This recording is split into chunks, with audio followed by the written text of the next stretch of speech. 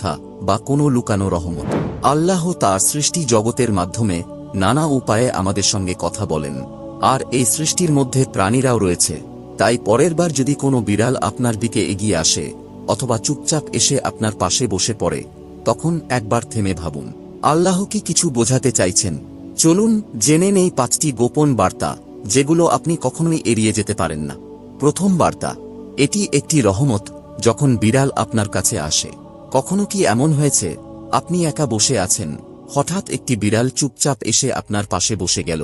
এই ছোট্ট মুহূর্তটি হয়তো খুব সাধারণ মনে হতে পারে, কিন্তু আপনি জানেন কি, এটা হতে পারে আল্লাহর পক্ষ থেকে পাঠানো একটি নীরব বার্তা, তাঁর অসীম দয়ার স্মরণ করিয়ে দেওয়ার জন্য। ইসলামে রহমত বা দয়া শুধু একটি অনুভূতির নাম নয়, এটি এক অসাধারণ শক্তি যা মুমিনদের চারপাশে সবসময় ঘিরে রাখে, যদিও আমরা অনেক সময় তা বুঝি না। যখন কোনো বিড়াল ভয় না পেয়ে